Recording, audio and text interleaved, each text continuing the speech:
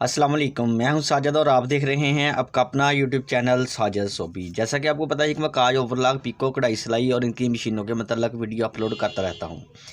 तो जी आपके पास जो इस तरह से कमीज़ के घेरे के पे आ जाते हैं ये जो कि मुकम्मल तैयार होता है लेकिन वो नीचे से तैयार नहीं होता।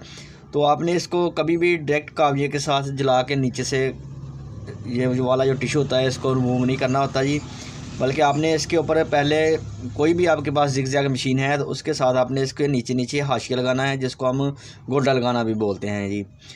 तो आपने जब इसको हाशिया लगाना है, आपके पास कोई भी जिग-जैग मशीन है, अगर आपके पास कंप्यूटर वाली मशीन है तो आपने उसका जो जिग-जैग वाला डिज़ाइन होता है ना, जैसा कि जुनून 8200 हो या 8100 हो या कोई और, उसको आपने जब जिग-जैग वाला डिज़ाइन सेलेक्ट कर लेना है तो उसकी जो चौड़ाई है ना वो आपने 2.5 कर लेनी है जी। तो 2.5 के ऊपर हम इसको हाशिया लगाएंगे जी। तो इसका भी हम गोटा थोड़ा सा उठाएंगे जी इतना का, तो ये 2 पॉइंट के ऊपर चला जाएगा। तो इसके साथ साथ हम हाशिया लगाएंगे जी ऐसे ऐसे, और फिर उसके बाद हम इसको गोटा काविये के साथ इसका जो नीचे वाला टिशू है वो जला देंगे। इस तरह करने से जो हमारा ये पैच होता है ना, जो इसका नीचे वाला बॉर्डर होता है वो बहुत ही मज़बूत बन जाता है। अगर आप इसको हाशिया नहीं लगाएंगे, ऐसे ही इसका काविया कर देंगे, तो ये 1-2 वाश के बाद ये नीचे से जो इसकी एम्ब्रॉयडरी होती है वो खुलना शुरू हो जाती है, वो फटी फटी सी लगती है।